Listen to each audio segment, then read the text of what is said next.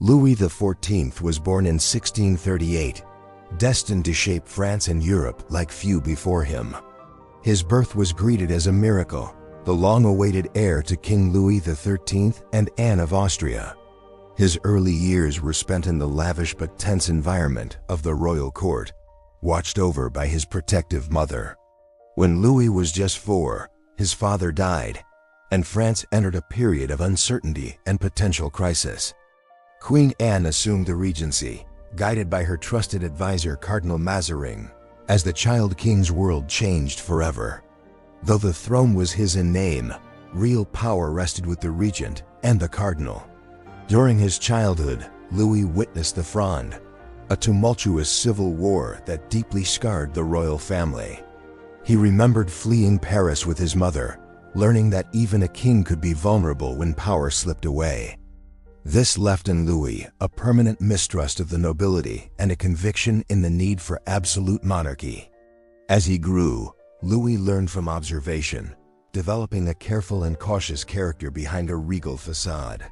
The young king saw how alliances shifted, how trust was earned and betrayed, and how the machinery of state worked.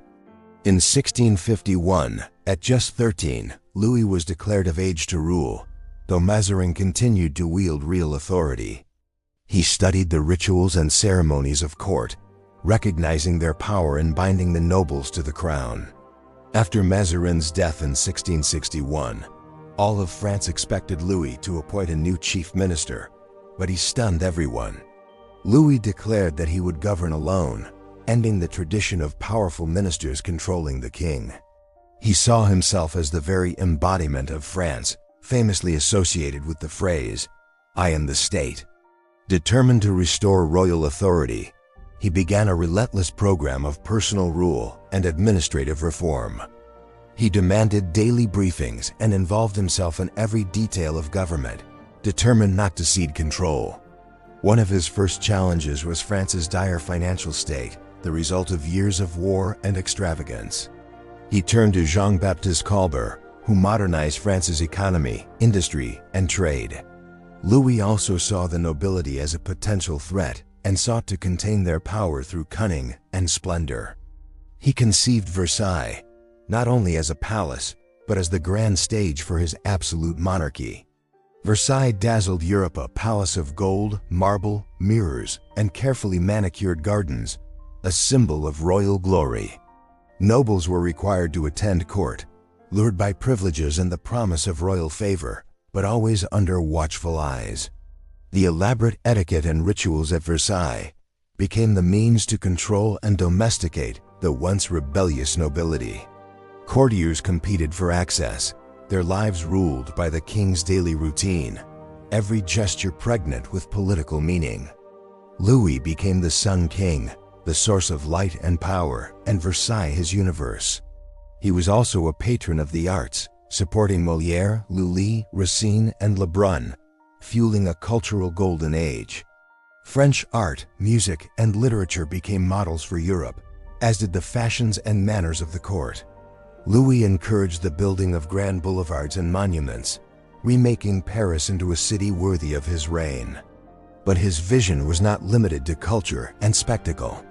It extended to war, diplomacy, and territorial expansion. He aspired to make France the preeminent power in Europe, waging wars to extend his influence and secure new borders. His armies, well-drilled and led by legendary marshals, conquered and defended territories across the continent. His ambitions brought both triumph and exhaustion. Victories were followed by ruinous costs in treasure and lives. To the common people, the king was a distant figure, the source of taxes and decrees, seldom glimpsed in person.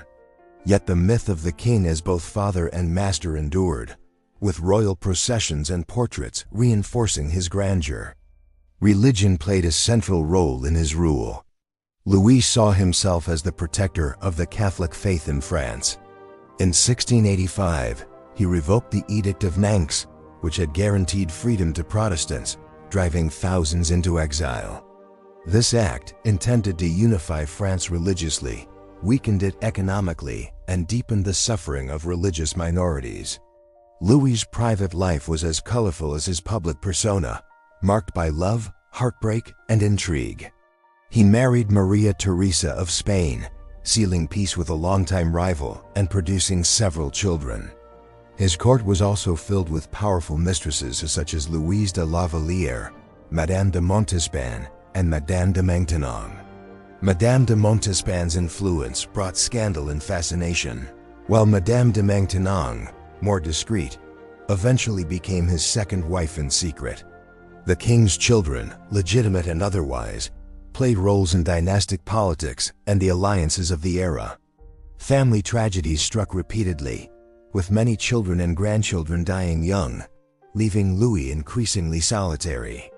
In his maturity, Louis became more austere, spending greater time in devotion and religious observance.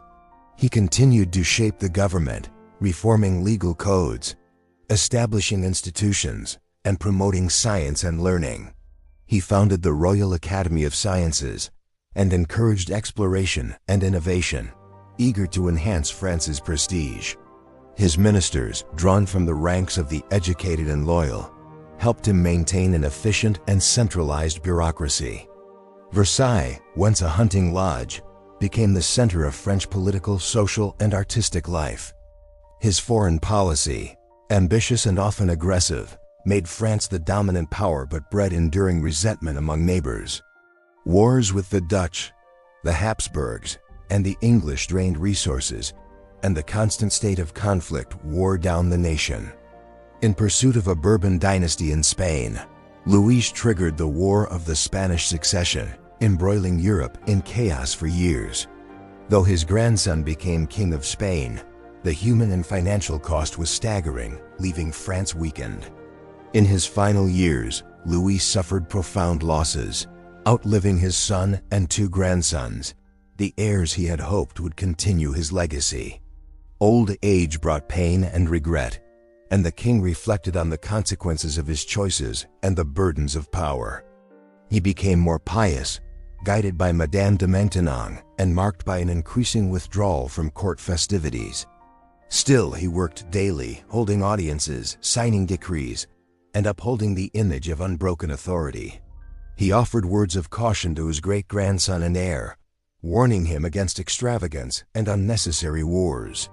On September 1, 1715, after 72 years on the throne, Louis XIV died, leaving France transformed yet troubled. His funeral, grand but somber, was attended by courtiers who wondered what the future would hold for the monarchy.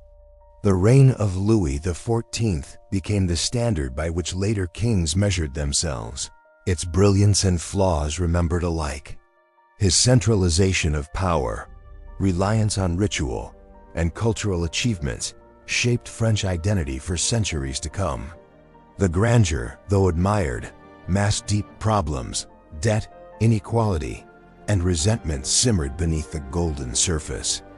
Louis's treatment of Protestants, his wars, and his demand for conformity planted seeds of dissent that would later erupt. The peasants and urban poor, burdened by taxes and hardship, increasingly questioned the legitimacy of the monarchy. The court, once dazzled and loyal, grew complacent and divided as the Sun King's light began to fade. Historians debate Louis's legacy, some hailing him as the architect of modern France, others blaming him for its later crises. His reign remains one of the longest in European history, a record of endurance, ambition, and complexity.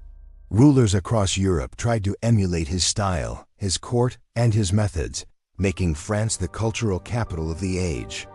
The Sun King's love of display and ceremony set the pattern for absolute monarchy everywhere, but also exposed its vulnerabilities. Behind the gilded mirrors and marble halls, a system dependent on the will and ability of one man could not last forever. As the 18th century dawned, France looked to Louis's heir, Louis XV, with hope and apprehension, wondering if the glory would continue. The structures Louis built, administrative, military, and artistic, remained, shaping the nation's future for better and for worse. The example of Versailles and the myth of the Sun King endured, even as revolutionaries later stormed the Bastille and changed the course of history. Louis XIV's insistence on unity, order, and magnificence became ideals and warnings for the generations that followed. His reign marked the apogee of the French monarchy, but also foreshadowed its decline and eventual fall. For centuries, writers, painters, and filmmakers have been drawn to his story, the drama, the pageantry, and the complexity. He remains a figure of fascination, embodying both the glory and the dangers of unchecked ambition. The grandeur of Versailles remains a reminder of what can be achieved through vision, discipline, and at times, ruthlessness. The myth of the Sun King lingers, a symbol of an age when one man could define a nation and dazzle the world. Louis XIV's France became a beacon for art, music, science, and fashion, admired by visitors from every corner of Europe. Yet the stories of hardship, displacement, and exclusion endured among those who suffered from royal policy. Louis believed profoundly in his divine right to rule, convinced that he was the chosen instrument of God's will. He cultivated the persona of an infallible monarch, always serene and controlled, a living embodiment of the nation. His reign marked the transition from the chaos of feudal France to the modern, centralized state. He demanded loyalty, order, and obedience, expecting his ministers to serve with devotion and efficiency. Yet within the palace walls, intrigue and rivalry never ceased, as courtiers vied for favor and advancement. The king's personal tastes set the standard for music, architecture, and etiquette, influencing all of Europe. Beneath the elaborate choreography of court, the machinery of state operated with increasing precision and centralization. Louis's reforms in law and administration laid the groundwork for a strong state, though not always a just one. He was deeply conscious of his role in history, commissioning portraits, statues, and medals to commemorate his reign. He sought not only to rule, but to be remembered as the greatest of French kings, a legend in his own lifetime. Yet his rigidity and intolerance bred resentment, and his wars created enemies both within and beyond France's borders. The story of Louis XIV is a story of paradox, greatness and excess, splendor and suffering, glory and tragedy. The shadow of the Sun King extends across centuries, his influence felt in the arts, politics, and memory of France. Louis XIV remains one of history's most dazzling and divisive figures, his life a testament to the heights and costs of power. His vision of France as the heart of Europe still inspires, even as the world he built has faded into legend. In the end, Louis XIV achieved what few ever have, a reign that defined an era and a legacy that endures beyond the sun's last setting.